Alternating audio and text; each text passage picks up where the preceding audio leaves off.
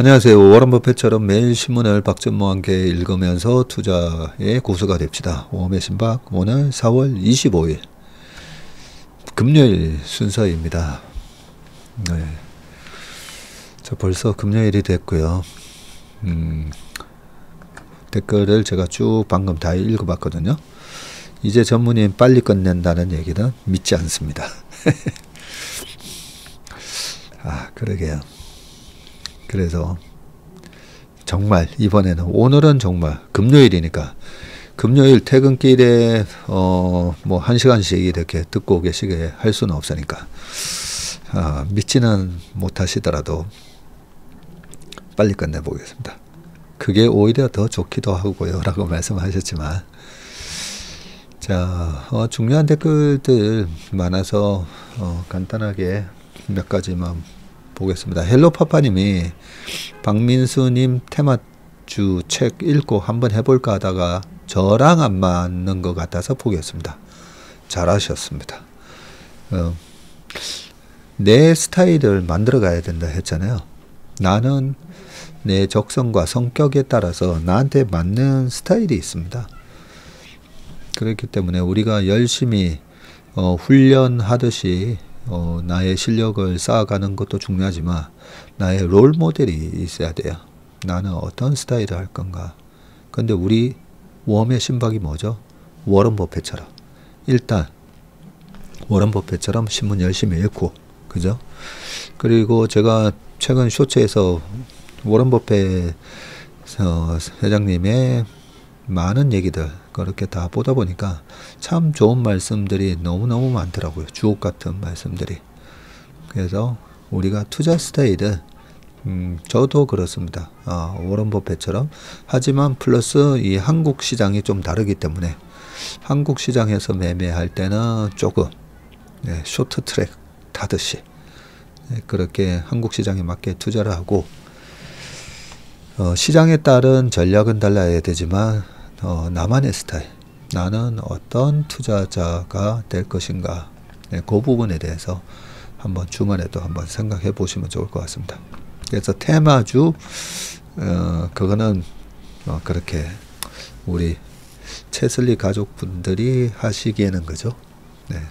그쪽에 가서 투자하시는 분들은 그쪽 리그 하시라고 우리가 그 시장은 양보해 주시면 좋을 것 같습니다. 전영민님께서 전무님 시간을 많이 뺏는 것이 미안해서 그렇지요 라고 해주셨습니다. 그리고 자영업자는 냉난방 아껴 돌리면 망해요.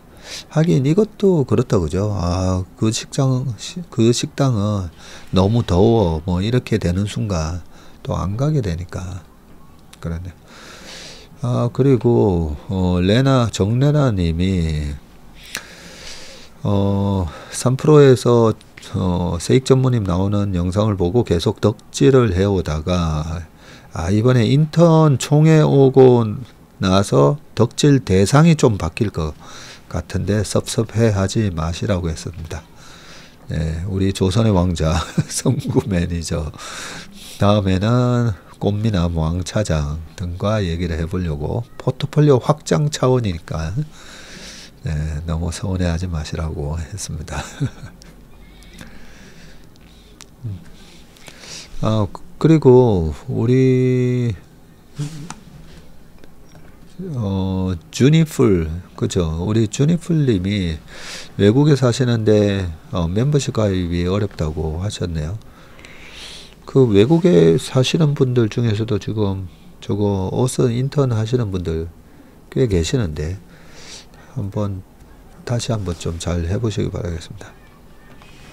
그리고 전무님의 긴 인트로 너무 좋아한다고 하시면서 교회는 안 다니시지만 삼천포 들으면서 아침을 시작하면 큐티 하는 느낌이랄까? 감사합니다. 제가 우리가 주식 투자의 목적에 4가지 자유가 있다고 하잖아요. 그 네 가지 자유, 경제적 자유, 시간적 자유, 지적 자유, 그리고 맨 마지막에 저는 이 영적 자유라는 걸 넣어놨지 않습니까? 마음이 평화로워야 됩니다. 그죠? 투자하는 데 있어서.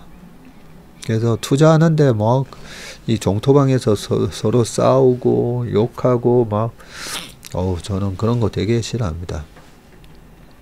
그래서 영적 자유, 평안한, 그래서 행복한 투자의 여정이라고 늘 말씀드리는데, 아유, 삼천포 들어지면서도 아침에 이 큐티하는 느낌이라고 해주셔서 감사합니다. 대표님께서도 따님이 있으시나요? 하셨습니다. 너무너무 사랑스러운 딸이 있습니다. 아빠들은 대부분 딸 바보긴 한데, 사실 아들 바보이기도 하죠.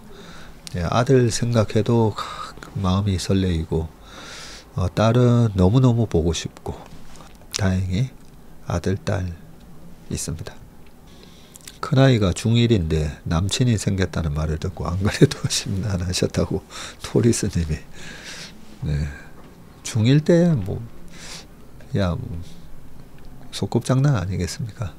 우리 행복해져라님은 딸만 둘이시다고 하시네요. 요즘 우리 체슬리와 함께 하면서 힘 빼고 투자하는 느낌입니다. 골프도 힘 빼면 보기 플레이나 하더라고요. 네, 저는 처음부터 지금까지도 힘을 주고 골프를 치지 않다 보니까 처음 칠 때도 저희 어머니께서 연습장에서 제 연습하는 거 보고 힘 좀 주고 쳐봐라 라고 그랬었습니다. 처음부터 너무 힘 빼고 치다 보니까 빨리 80대 빨리 들어갔던 것 같습니다. 그 4월 월간 전망에 참석하셔가지고 현대미포 얘기해 주신 분이 누구였더라 제가 계속 궁금했는데 우리 김민준 님이셨군요. 네, 기억납니다. 그때 그 말씀 해주셔가지고 그 다음에 보니까 미포조선이 이번 달에 50% 올랐더라고요. 그죠? 자, SMR 전망은 어떻게 보시나요? 했는데 우리 성구 매니저, 조선의 왕자 성구 매니저 SMR 되게 좋게 보더라고요. 그래서 제가 계속 신문기사도 체크를 하잖아요. 체크를 하면서 보는데 너무 먼 저는 성장주 안 한다 했잖아요. 그런데 SMR은 이미 지금 미국에 한 축구장 10개 정도 크기로 또 벌써 짓는다고 하지 않습니까? 그죠? 그래서 SMR 같은 경우에는 이 정찰병 정도, 보통 이런 성장sek터는 정찰병 정도 넣어놨다가 내년에 올해 시장이 좋기 때문에 올해는 올라갈 것 같고요. 근데 내년 시장이 안 좋을 때는 아직까지 실적이 안 나오는 주식은 또 확 빠지거든요. 그리고 2027년 장은 저는 이 SMR이 본격적인 3파 상승이 나오는 섹터 아닌가 그렇게 생각을 합니다. 뉴스에 대한 전무님의 멘트가 좀 적은 듯 해서 아쉽긴 했습니다. 라고 했습니다. 어제보다 현명한 오늘을 만드는 모습 같습니다. 그러니까요. 이 뉴스 하다 보면 이 코멘트를 좀 더 해드려야 되는데 우리 또이양님 파마리서치와 현대중공업 팔아서 이번에는 고3 아들 한 과목 학원비 벌었다고 하셨습니다. 지난번에는 반찬값 버셨다고 했는데 피가 되고 살이 되는 인턴. 그리고 글로벌 인사이트 영상 아마 올라갔죠. 영상 끝나고 우리 인턴들에게 몰래 말씀해 주시는 느낌이라 더 집중해서 들었습니다. 우리가 투자하는 종목에 대한 힌트를 주신 거라고 생각이 되어서 현재 투자 중인 종목에 더욱 확신을 갖고 갑니다. 느리지만 매일매일 성장하는 것 같아서 뿌듯합니다. 맞습니다. 계속 우리가 터틀 트레이딩 이런 말도 있지만 약삭빠르게 여기 갔다 저기 갔다 이런 토끼보다는 묵직하게, 그죠? 묵직하게 투자하는 스타일이, 그러면서 한 걸음 한 걸음 성장하는 그런 투자자 되시면 좋을 것 같습니다. 네, 화창한 날씨만큼 오늘은 조선의 날이네요. 오랜만에 조금 익절해서 주말에 서울 가서 친구들한테 밥을 살까 합니다. 우리 정근 형님, 네, 멘트난거 놓으셨습니다. 둥이의 게임타임 님께서 웜의 신박 첫 방송부터 매일 애청하다 보니까 드디어 이번 하락장에서는 적극적인 매수를 해야 한다는 확신이 생겼고, 주변 분들한테도 1년에 한 번 올까 말까 하는 매수 기회라고 말씀해 주셨고, 하락장이 신나는 기회라고 느껴진 건 처음입니다 라고 하셨습니다. 그쵸? 네. 왜 박전무는 이 급락장에서 그렇게 마음이 흔들리지 않고 평안하냐? 네, 저희 1000억 이상 하시는 고객분께서도, 그 회장님도 저한테 여러 번 물어보시더라고. 이번에 스트레스 관리는 어떻게 해요? 너무 스트레스 받지 않아요? 그러셔서 말씀을 드렸죠. 제가 뭐 방송에서 다 했던 얘기인데, 2주 전에 연합인포 4월 4일이었더라고요. 그때가.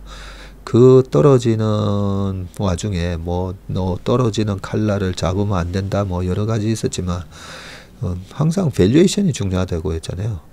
좀 비쌌던 밸류에이션이 많이 싸졌고, 종목별로 보면 이번에 거의 40%씩 평균 빠졌잖아요. 그리고 그 기업들은, 위대한 기업들은 정고점 갈 거니까. 그렇죠? 그래서 10,000원이 6,000원이 됐는데, 6,000원이 다시 10,000원이 되면 얼마죠? 네, 66.7% 나오는 거죠. 그렇게 큰 수익을 낼 기회가 됐는데, 그죠? 6,000원이 4,000원이 오르니까 67% 수익이 나는데 너무 좋죠. 그래서 그럴 때는 현금 있는 거 어디 있나 탈탈 털어서, 네, 와, 내가 지금 가지고 있는 현금을 여기 넣으면, 와, 그것도 뭐 길지 않을 거라고 했잖아요. 한 5개월, 한 반년 만에 60% 수익이 나는데 어찌 기쁘지 아니하리요. 그렇지 않습니까? 그죠?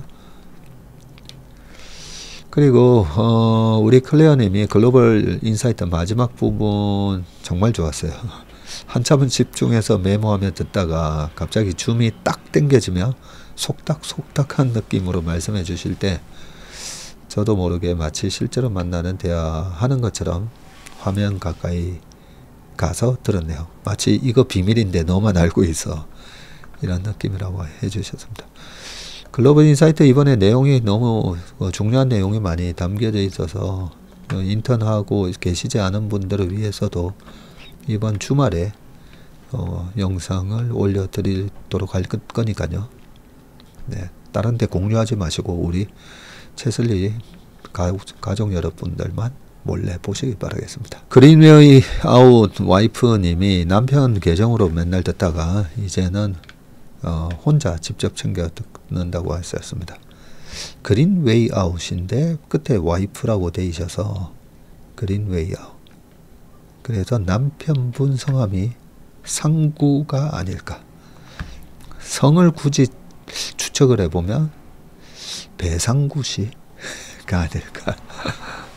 네, 한번 생각해 봅니다. 주식계의 신경안정제 박세익 대표님 감사합니다. 그리고 우리 광안리 바닷가님은 매일 박세익 풋이 있는 게 꽤 안정이 됩니다 라고 하셨습니다. 박세익 풋. 네. 그 풋이 작동을 해야 되는 순간이 좀 전에 말씀드렸듯이, 그죠? 우리가 시장의 변동성을 다 맞출 수는 없지만 그 변동성에 의해서 주가가 현저하게 많이 싸졌을 때 어떻게 해야 되는지, 요거 하나만 알아도 평생 주식하면서 돈을 잃을 수가 없습니다. 그렇죠? 그래서 네, 저는 많이 빠졌을 때 방송 나가서 얘기하는 거 좋아한다고 했잖아요. 욕은 많이 듣습니다. 욕은. 항상 이제 빠졌을 때 사도 됩니다 이런 얘기를 많이 하다 보니까 저 사람은 맨날 사라 한 사람처럼 약간 그렇게 인지를 하더라고요. 평소 때 잘 안 보는 분들이. 그죠? 본인들도 이제 걱정되니까 제 방송 보면서 저 사람 맨날 살아하는 사람처럼 그래서 욕은 많이 먹지만 그래도 많이 불안해 하시는 분들, 밑에 걸어놨는데 막 체결된 분들 위해서 그래도 나가서 말씀을 드립니다. 야, 여기서는 괜찮다고. 자, 15분이 흘렀는데 신문기사 이제 보도록 하겠습니다. 제가 얘기하고 나서도 이 인트로가 정말 피가 되고 살이 되는 얘기가 좀 있는 것 같습니다. 그죠? 뉴스만 뒤로 점프해서 들으시는 분들 입장에서는 이런 얘기도 좀 들으셔야 되는데 라는 생각도 좀 들긴 합니다. 자, 첫 번째 기사는요, 단독 해가지고 삼성 미 정부에 기밀 의견을 냈다. 미 규제 중국 밀어줄 수도 이런 기사가 있어서 가져왔습니다. 전자가 중국에 대한 미국의 첨단 기술 제재가 의도치 않은 결과를 초래해서 혁신을 저해할 수 있다는 의견을 미국 상무부에 전달한 것으로 확인되는데, 지난 1월 중순 미 상무부가 반도체 파운드리 기업들에게 고객 정보를 분기별로 미 정부에 보고하라고 한 규제를 완화해 달라는 내용이고요. 미국의 각종 제재에도 중국의 첨단 반도체 자립도가 향상되고 있고 삼성전자의 파운드리 시장마저 잠식할 수 있는 규제의 역설을 미국 정부에 호소한 것으로 풀이된다. 미국 상무부와 재계에 따르면 전자는 지난달 13일 미국 상무부 산업안보국에다가 첨단 반도체 및 직접 회로에 대한 추가 실사 조치에 관한 잠정 최종 규칙에 대한 의견서를 제출을 했고요. 미 연방 규칙 제정 포털에 공개된 의견서에서 전자는 삼성은 해당 규칙이 미국의 국가 안보를 효과적으로 보호하기를 바라지만 동시에 이 규제가 의도치 않은 결과를 초래해서 혁신을 저해할 우려를 완화했으면 한다고 밝혔다고 합니다. 공개된 문서에서 전자는 구체적으로 어떤 상황을 우려하는지를 밝히지는 않았지만 공개될 경우 영업활동에 부정적 영향을 미칠 수 있다면서 기밀 문서도 제출했고요. 전자 관계자는 중앙일보에다가 현재 미국 측과 소통하는 중이라고 말을 했습니다. 2월부터 시행 중인 규제에 대해서 미 상무부는 지난달까지 업계 의견 수렴을 마쳤고 조만간 최종 규칙을 발표할 것으로 보이는데, 미국 장비 기업인 AMAT 그리고 KLA와 같은 반도체 협회와 이런 기업과 미국 반도체 협체 등도 상무부에 이에 관한 의견을 제출을 했다고 합니다.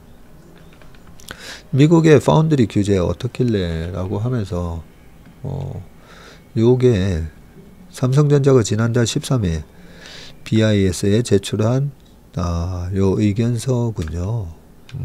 전자가 우려한 이번 규제는 조 바이든 행정부가 임기 종료 직전인 1월 16일 발표했고요. 파운드리 업체가 14에서 16나노 이하의 공정으로 트랜지스터 기존 300억 개 이상 집접된 반도체를 제조할 때는 고객의 신원을 파악해야 하고 이를 미국에 분기별로 보고하도록 하는 내용이고요.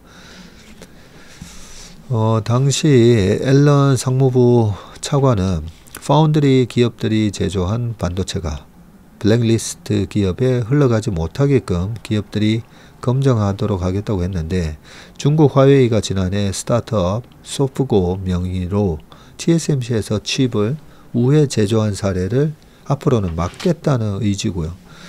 이번 규제로 미 상무부는 소프고 등 의심 기업들을 블랙리스트에 추가하고 삼성전자, TSMC, 인텔 등 주요 파운드리 테스트 기업 24곳의 고객 검증 책임을 지었다고 합니다.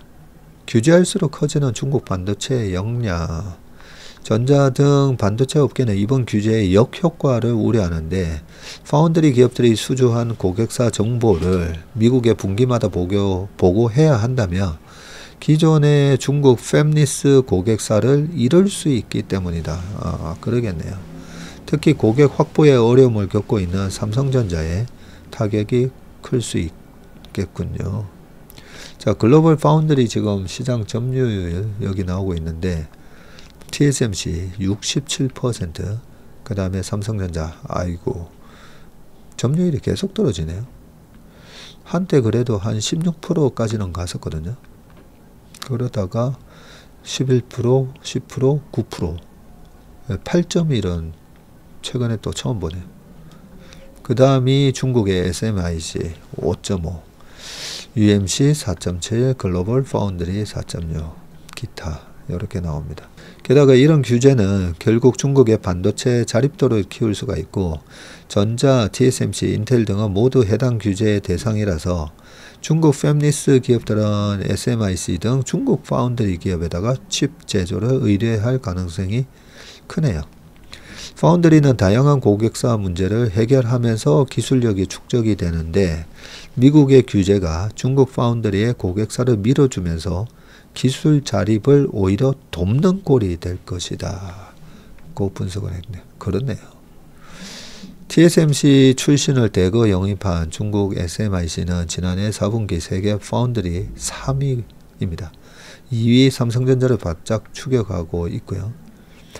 이제 삼성의 파운드리 경쟁자는 TSMC가 아니라 SMIC라는 말이 나올 정도라고 합니다. 미국 반도체 협회도 상무부에 제출한 의견서에 미국의 제조 고용 핵심 기술 분야 리더십이 저해되지 않도록 수출 통제가 이루어져야 한다고 밝혔고요. 미국의 규제가 장기적으로는 중국의 반도체 자립을 돕는 꼴이 될 수 있다는 우려입니다. 그러니까요. 항상 우리가 보면 작용 반작용이 있다고 했잖아요. 자, 두 번째 기사를 보겠습니다. 2+2 협의 78분 만에 종료했고요. 한국, 미국에 25% 관세 예외 요청을 했다라고 되어 있습니다.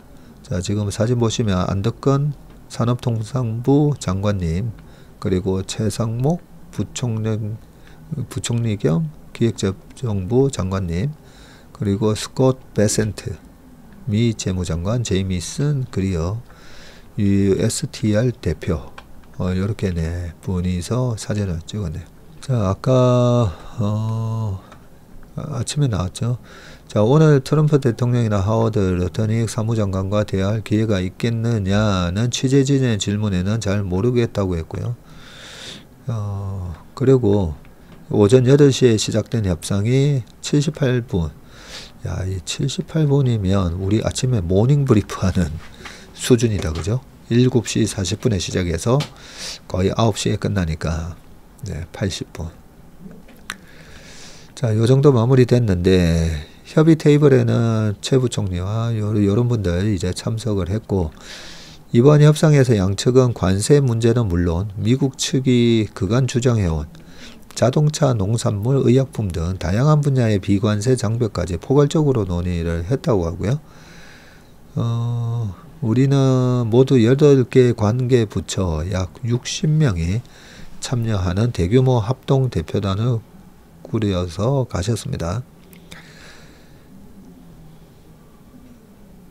자, 최 부총리와 안 장관은 트럼프 대통령이 시정을 요구해온 양국 무역 불균형 해소 차원에서 한미 조선 협력과 LNG 개발 협력에 방점을 두고 신중하게 협상에 임한 것으로 알려져 있고, 이를 통해서 미 측의 관심사항을 파악하고 한국에 부과 중인 이 기본 관세와 철강, 알루미늄, 자동차 등에 적용되고 있는 25%의 품목별 관세의 예외 및 감면을 요구했다고 합니다. 첫 테이블인 만큼 초반에는 탐색전 성격이 강했다고 하고요. 특히 미 측이 방위비 인상을 패키지로 협상하길 원하는 입장인 반면에 한국 정부 대표단은 관세 통상 이슈와 방위비 문제는 별도라는 입장에서 협상에서 주요 쟁점으로 떠오를 가능성이 높다. 네, 요거는 결과에 대한 얘기가 좀 자세히 담겨져 있지는 않은데 7월 8일이죠. 네, 그때까지 패키지 잘 하고 나오겠다. 예, 그렇게 본 것 같습니다.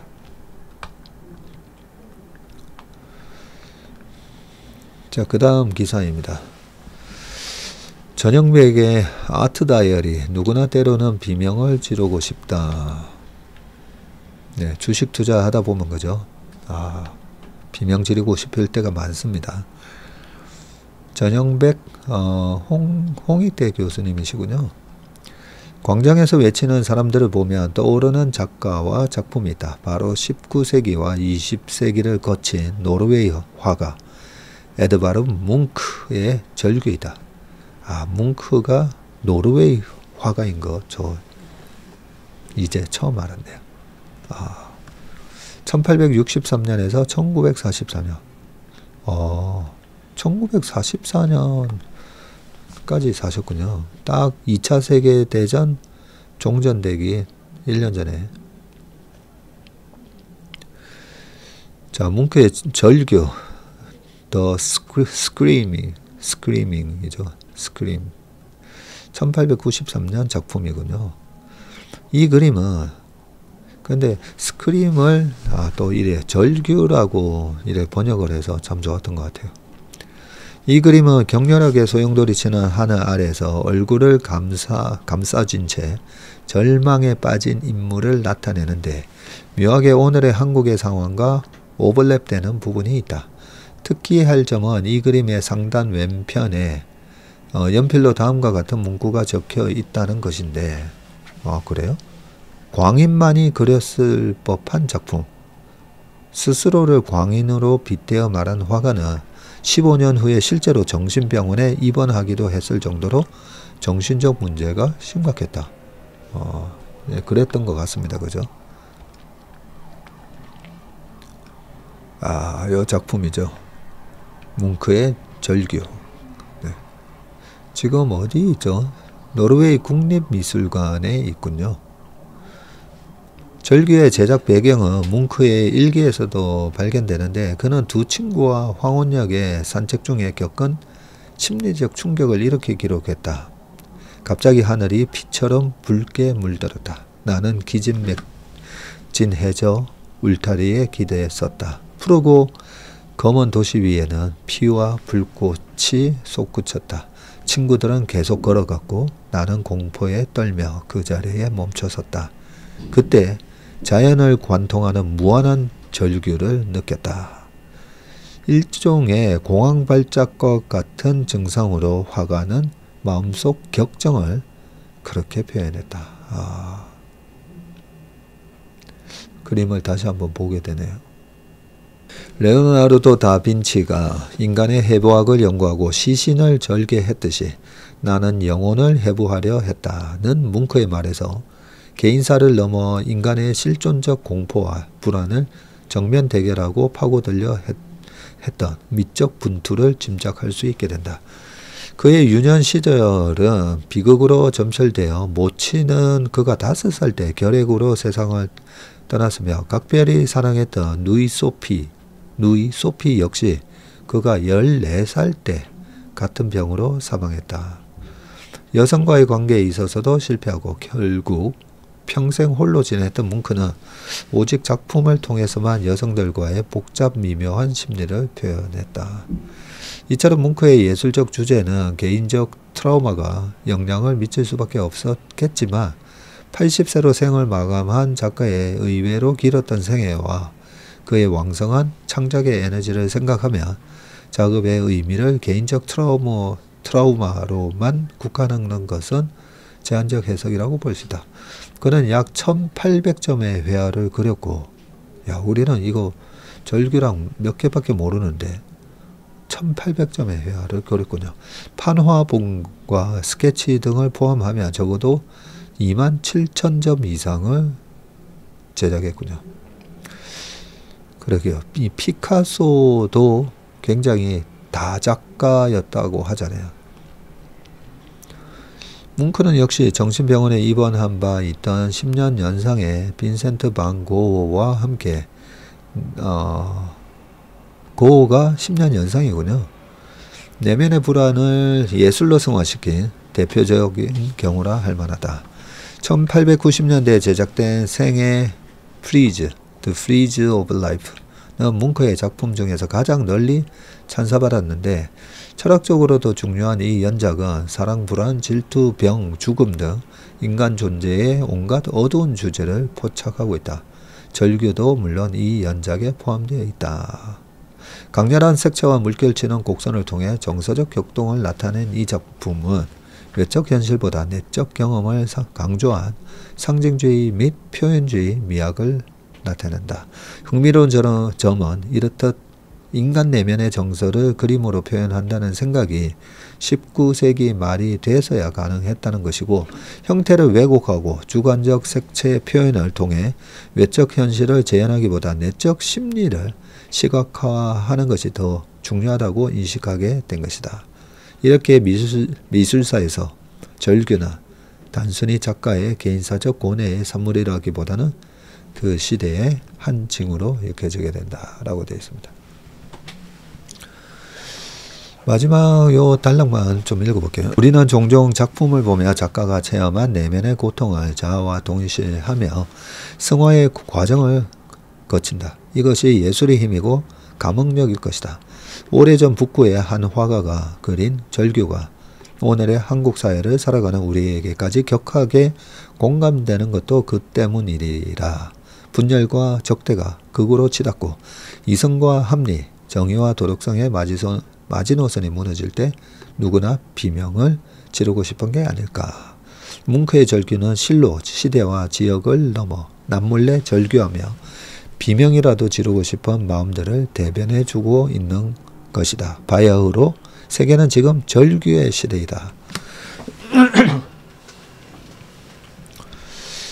그래서 많은 분들이 이 그림을 좋아하는 것 같습니다. 그죠? 모든 사람의 내면에는 다 우리가 다 멀쩡해 보이지만 다 마음속에 슬픔과 아픔, 고통 뭐 이런 것들 없는 사람이 어디 있겠습니까? 네. 저도 오늘 사실 좀 어제 좀 안 좋은 소식이 있어 가지고요. 오늘 무겁게 이걸 진행해야 되냐 아니면 원래 평소대로 밝게 진행을 해야 되냐 되게 고민이 많았었어요. 네, 그런데 원래대로 진행하는 게 맞겠다라는 생각을 해서 아침부터 그냥 참 마음속의 슬픔을 좀 감추고 네, 그렇게 진행을 하고 있습니다. 그래서 이 그림이 방금 말씀드렸듯이 이런 절규하고 싶은 그런 부분이 우리에게 모두가 갖고 있기 때문이 아닌가. 예, 그래서 공감을 얻었지 않았을까 그런 생각을 하고요. 또 한편으로는 저 같은 경우에도 매일같이 그림을 보잖아요. 그 그림이 차트 아닙니까? 그죠? 네. 차트 보면 저는 차트의 정석에서 그렇게 얘기를 했거든요. 차트의 고수가 되려면 차트 뒤에 사람이 보여야 된다고. 한 30년 차트 쳐다보다 보니까 네, 그 뒤에 사람들이 보이더라고요.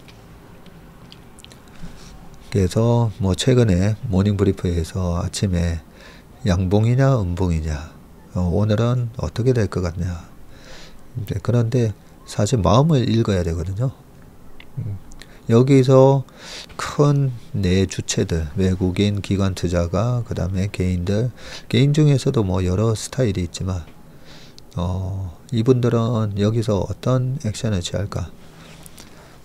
마음을 읽는 거기 때문에 참 차트가 보면 우주만상을 다 대변하는 지수 차트는 세계 경제가 어떻게 될 거고 막 난리들 치지만 그 경제가 어떻게 됐는지가 중요한 게 아니라 결국은 그렇게 뭐 관세가 됐든 코로나가 됐든 다 우리 마음의 두려움과 또 나중에 주가가 막 이렇게 올라갈 때는 어제 정치 테마주도 말씀드렸지만 그 말도 안 되는 또 인간의 그런 탐욕과 뭐 그런 것들이 다 그래서 그 앙드레 코스톨라니가 주식 투자의 90%라고 했나요?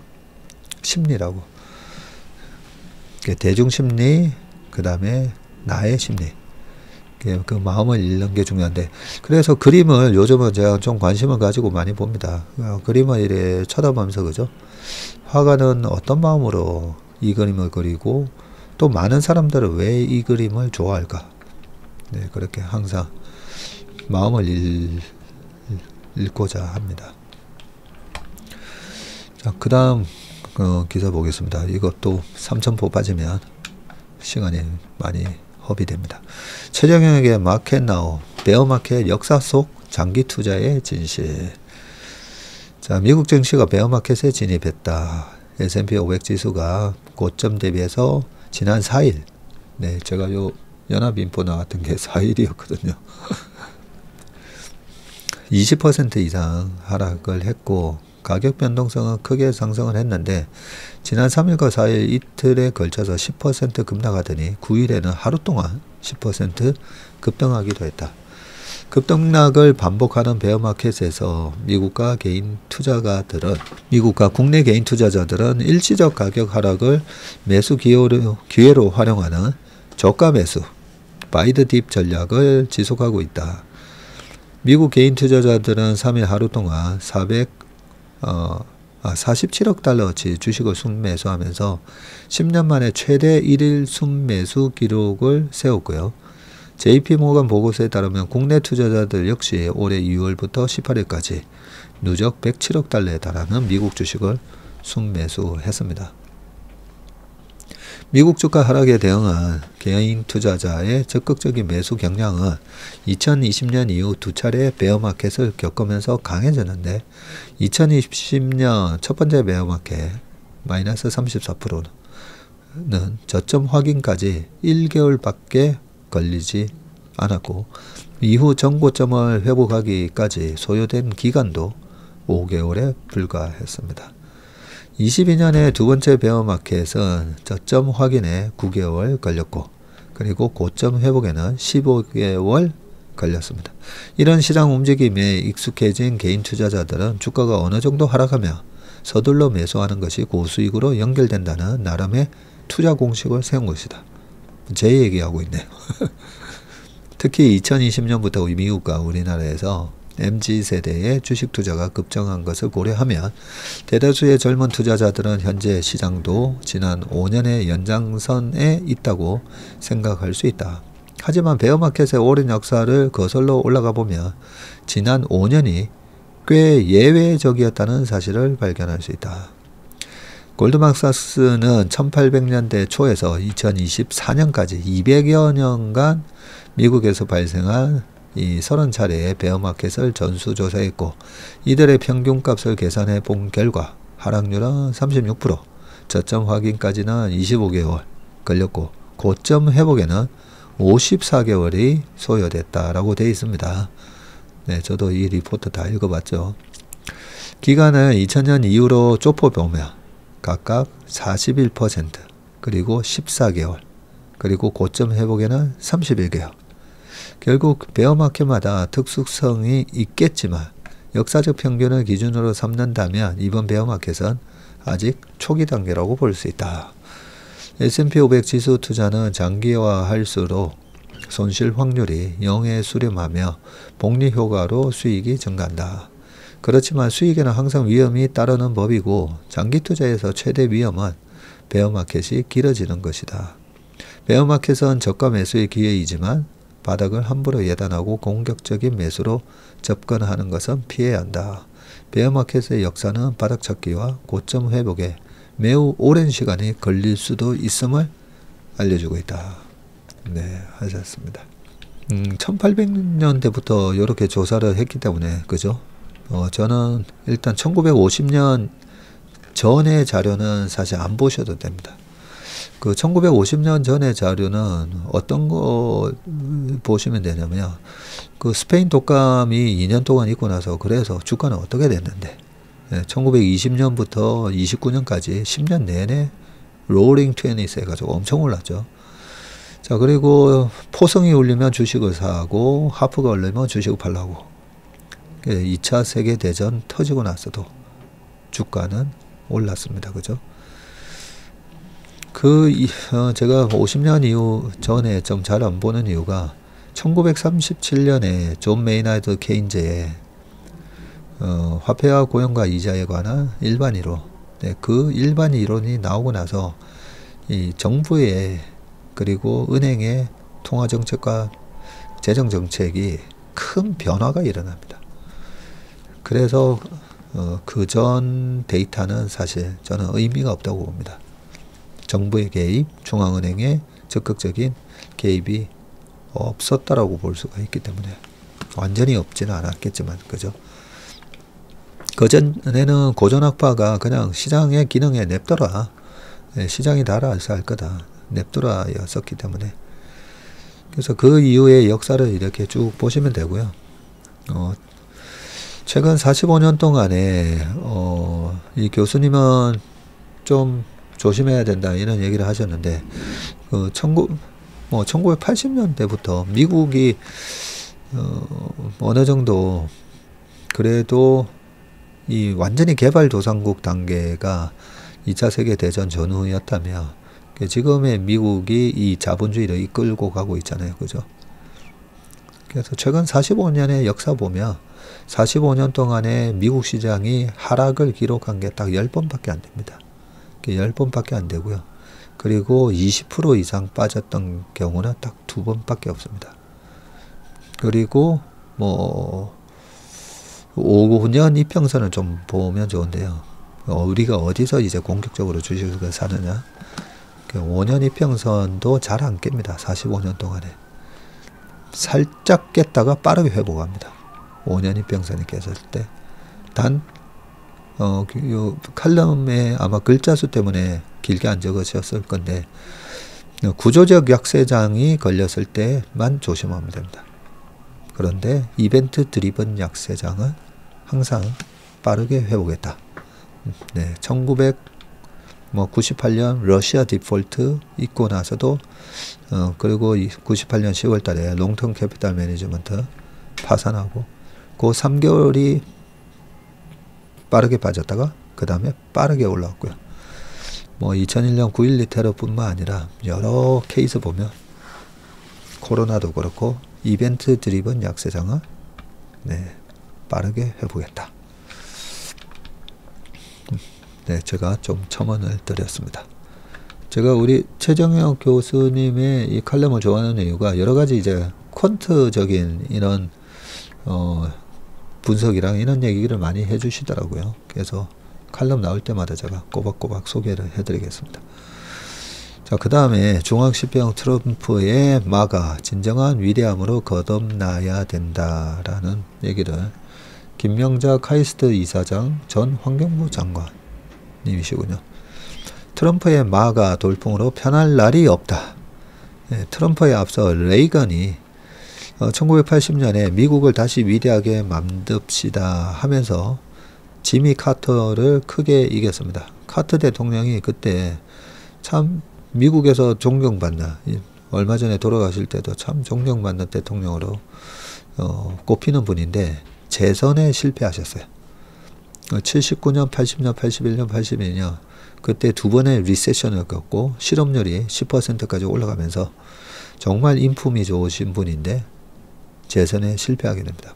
대신에 레이건 대통령께서 당선이 되시고 그러고 8년 하시죠.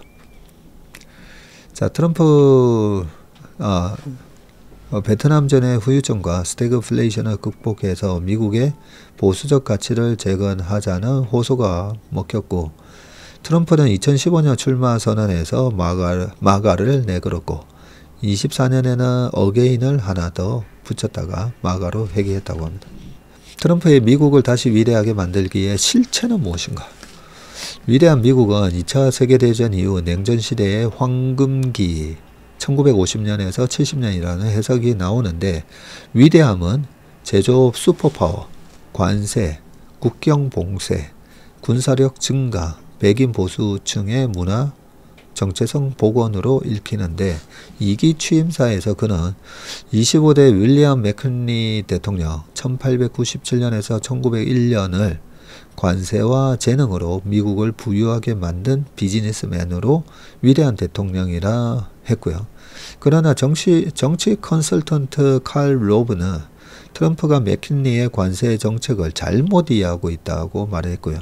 맥킨리는 한때 강경 보호무역주의자였으나 1890년 하원 세입 위원장 때는 관세율이 너무 높으면 수입이 줄고 세수도 감소할 것이라고 경고를 했었고요.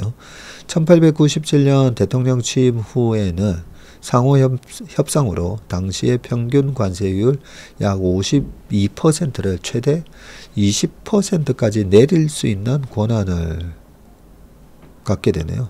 2차 산업혁명을 경험하며 그는 산업화와 기술혁신이 경제를 주도하고 해외무역과 시장 확대가 중요하다는 것도 알았고요. 1901년 재선 후에는 9월 5일 그 팬 아메리카 엑스포에서 상호관세 인하 협상의 중요성을 역설했으나 다음날 총탄을 맞고 암살이 되셨군요. 맥킨리 시대의 연방지출 규모는 GDP의 3%였고요. 관세가 연방세입의 절반을 차지했었네요. 지금 2024년에는 연방지출이 GDP의 23%나 되네요. 연방세입의 또 48%가 개인소득세, 관세는 1.9%에 불과합니다. 그럼에도 트럼프 경제팀이 비관세 장벽과 방위비 분담을 끌어들이며 관세 전쟁을 벌이는 이유는 무역구조, 특히 대중국 개편과 국내 산업 보호를 위한 협상의 지렛대 전략이라는 관측이고요. 멕시코의 클라우디아 대통령은 트럼프와의 소통에서 좋은 평판으로 지지율 85%를 돌파했다네요. 영토 확장 야망도 논란거리인데 그의 집무실에서는 2월 말 11대 대통령인 제임스 포크의 초상화가 걸렸고 캐나다, 그린란드, 파나마 운하 등을 차지하겠다는 선언이 단순히 레토릭이 아니라는 뜻이다. 고요. 트럼프처럼 포크는 7대 대통령 앤드루 잭슨을 영웅시했고 백인 미국인들이 북미 대륙 전체에 정착하도록 신의 계시를 받았다는 명백한 운명, 매니페스트 데스티니, 믿음의 기수로서 텍사스를 합병하고 멕시코 전쟁으로 캘리포니아까지 확장을 했었군요. 그게 앤드루 잭슨 대통령 시절이었군요. 마가 역풍으로 트럼프의 업무 수행 지지율이 최저치 42%가 돼 국민 설득과 위기 대응, 경제 운영, 도덕적 권위, 국제관계, 행정 역량, 의회 관계, 비전 제시와 어젠다 설정, 모두를 위한 평등한 정의 추구, 시대적 맥락 속에서 성과, 이렇게 10가지 리더십 항목인데 트럼프의 메가 리더십은 이들 덕목과는 결이 다르다.